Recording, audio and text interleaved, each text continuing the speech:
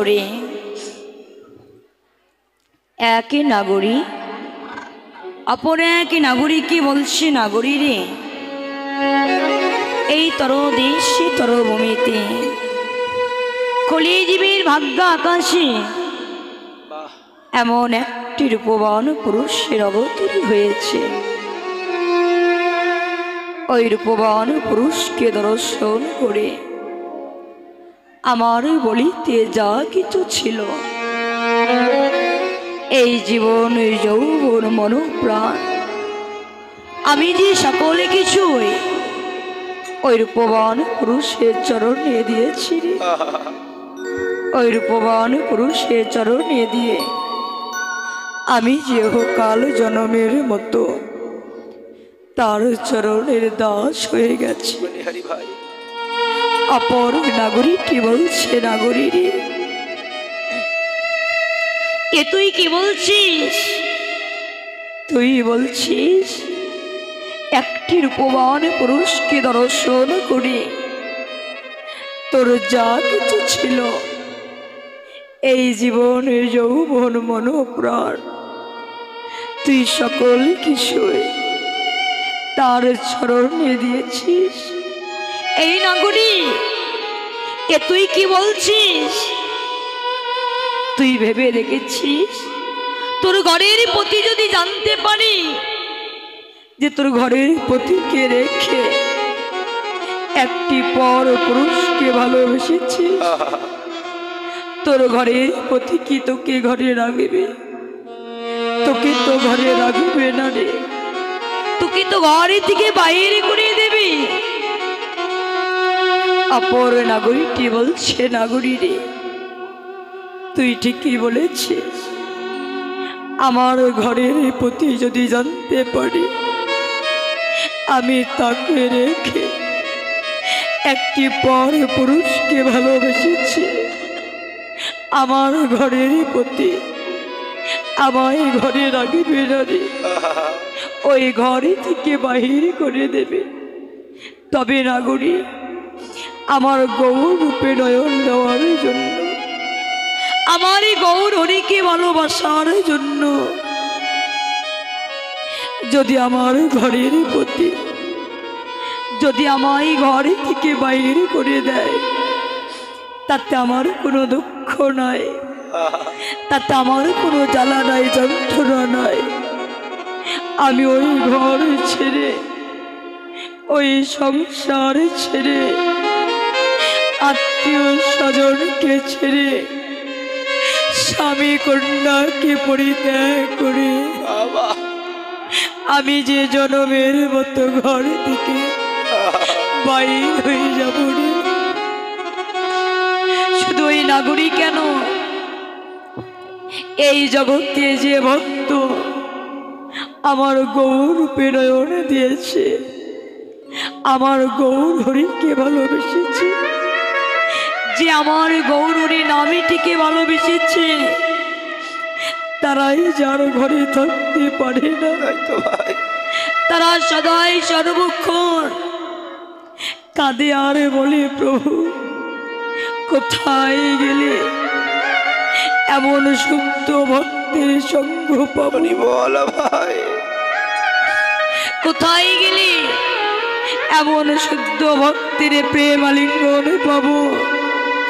কোথায় গেলে এমন কৃষ্ণ কথা শ্রবণ করতে পারব?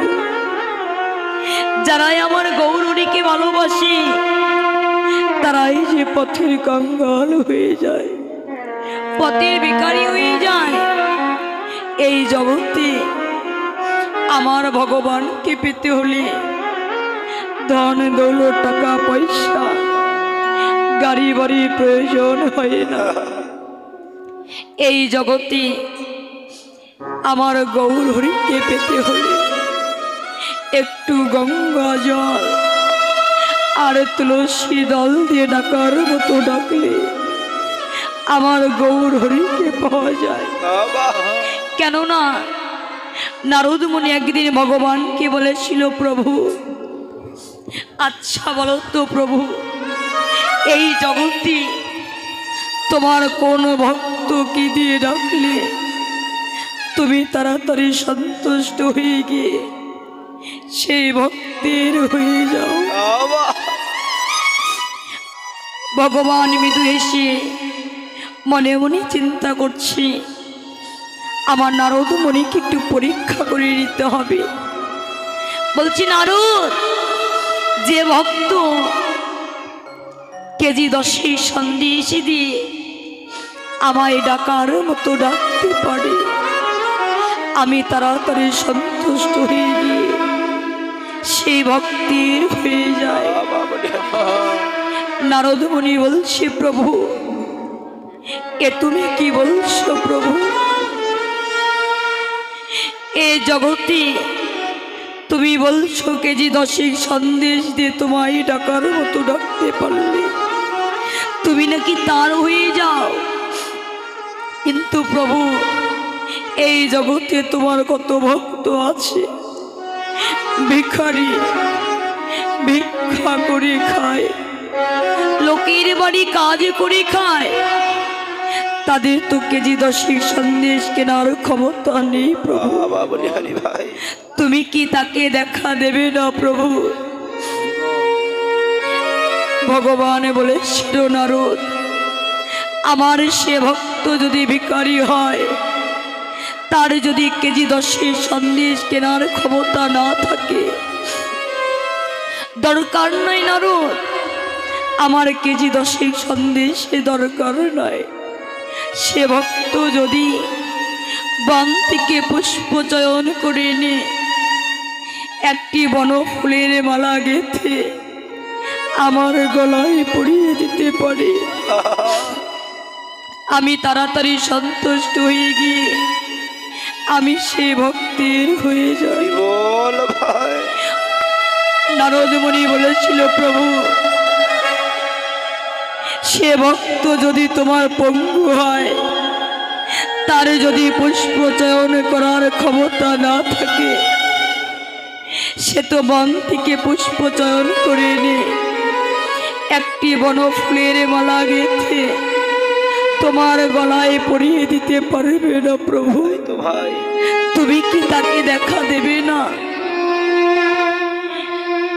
ভগবান বলেছিল, নারদ, আমার সে ভক্ত যদি পঙ্গু হয়, তার যদি পুষ্প চয়ন করার ক্ষমতা না থাকে, দরকার নাই নারদ, আমার বন ফুলের মালার দরকার নাই। সে ভক্ত যদি একটু গঙ্গা জল আর তুলসী দলে দিয়ে আমায় ডাকার মতো ডাকতে পারি, আমি চিরকাল জনমের মতো তার হয়ে যাই। নারদ মুনি বলেছিল, প্রভু, তোমার কোনো ভক্তের যদি ওই মরুভূমিতে গিয়ে দাঁড়িয়ে তোমায় ডাকার সাজ জাগে, সেখানে তো পুষ্প বাগান নাই, তুলসী দল নাই, গঙ্গা জল নাই, প্রভু, তুমি কি তাকে দেখা দেবে না? ভগবান বলেছিল, নারদ, আমি তো বলতে চাচ্ছিলাম না, কিন্তু তুই তো না শুনে ছাড়লি না নারদ। এই নদীর জল শুকাইলে শুকাইতে পারে, খালি বিলের জল শুকাইলে শুকাইতে পারে, পৃথিবী মরুভূমি হলে হতে পারে, কিন্তু নারদ, আমার যে ভক্তি গৌর বলিতে দেও গোরা, নারদ নারদ গো,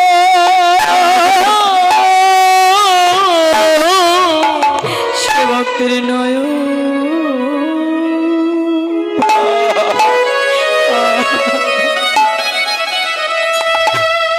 নয়নের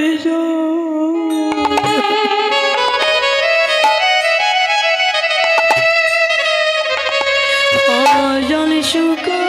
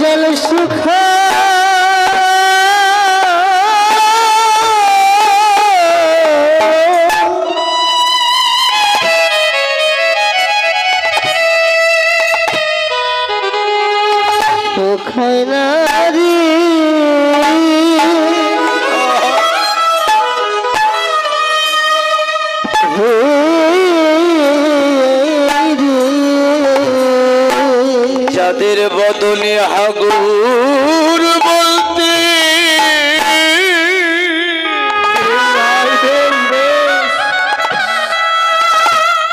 বদনে হাগুর বলতে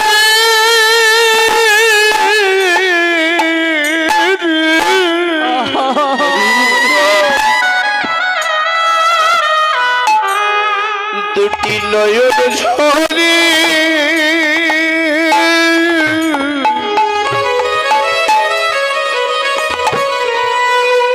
সে ভক্তের দুটি নয়নের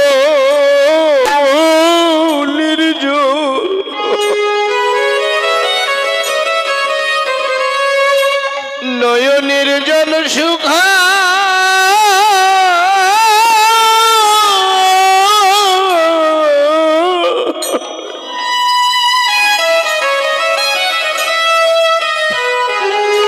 জল শুকায় না রে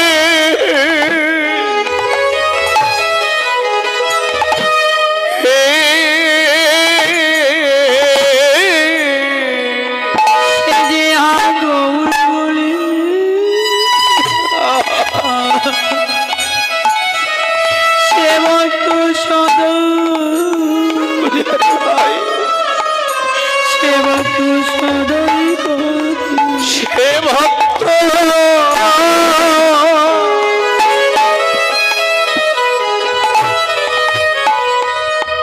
বদনে হাগুর বলে সদা সদাই কেঁদে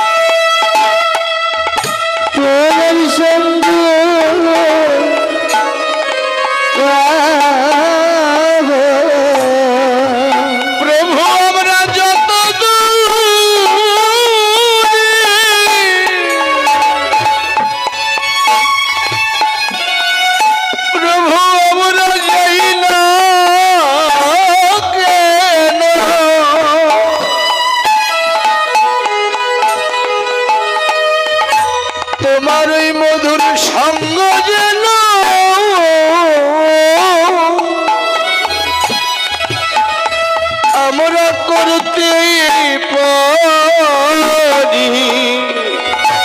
আমরা যত বলি হরি ভাই, আমরা যাই না কেন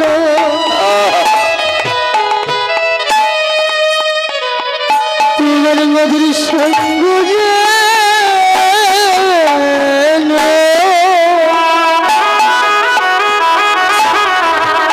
আমরা করিতে পারি।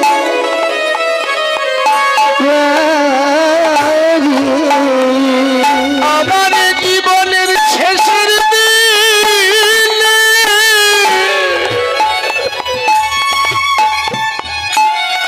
এ জীবনের শেষের বেলায়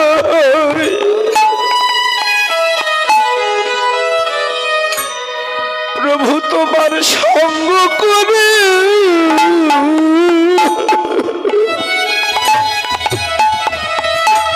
আমরা যেন যেতে পারি। এই